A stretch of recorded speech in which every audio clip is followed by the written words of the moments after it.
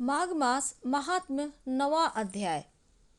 यमदूत कहने लगे, मध्याह्न के समय आया अतिथि मूर्ख, पंडित, वेद पाठी या पापी कोई भी हो, ब्रह्म के समान है। जो रात्रि के थके हुए भूखे ब्राह्मण को अन्न जल देता है, मध्याह्न के समय जिसके घर आता हुआ अतिथि निराश नहीं जाता, वह स्वर्ग का वासी होता है। अतिथि बराबर कोई धन संपत्ति तथा हित नहीं है। बहुत से राजा और मुनि अतिथि सत्कार से ब्रह्मलोक को प्राप्त हुए हैं। जो एक समय आलस्य से भी अतिथि को भोजन करा दे, वह यम द्वार नहीं देखता।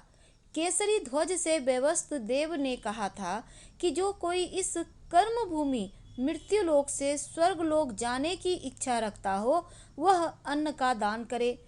दूत कहता है कि यमराज कहते हैं, अन्न के बराबर दूसरा और कोई दान नहीं है। जो गर्मियों में जल, सर्दी में ईंधन और सदैव अन्न का दान करते हैं, वह कभी यम के दुख नहीं उठाते।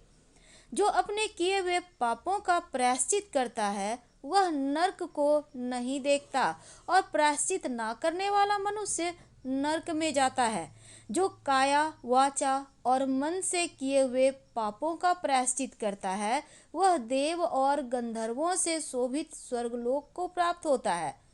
जो नित्य ही व्रत, तप, तीर्थ करते हैं और जितेंद्रिय हैं, वह भयंकर यम को नहीं देखते। नित्य धर्म करने वाला दूसरे का अन्न, भोजन और दान त्याग दे। नित्य स्नान करने से बड़े बड़े पाप का नाश होकर यम को नहीं देखता। बिना स्नान पवित्रता कैसे हो सकती है? जो मनुष्य पर्व के समय चलते जल में स्नान करते हैं, वह बुरी योनि नहीं पाते, ना ही नरक में जाते हैं। माघ मास में प्रातः स्नान करने वाले मनुष्यों को नियमित नियम से तिल पात्र और तिल कमल का दान करना चाहिए। यमदूत कहते हैं कि हे विकुंडल, पृथ्वी, सोना, गौ आदि परम दान करने वाला स्वर्ग से नहीं लौटता। बुद्धिमान पुण्य तिथियों, व्यतिपात, संक्रांति आदि को थोड़ा सा दान करके भी बुरी गति को नहीं प्राप्त होता। सत्यवादी, मौन रहने वाला, मीठा बोलने वाला, क्षमाशील, नीतिवान, किसी की निंदा न करने वाला, सब प्राणियों पर दया करने वाला, पराये धन को तृण के समान समझने वाला मनुष्य कभी नरक को नहीं भोगता। माघ मास महात्म्य 9वां अध्याय समाप्त हुआ।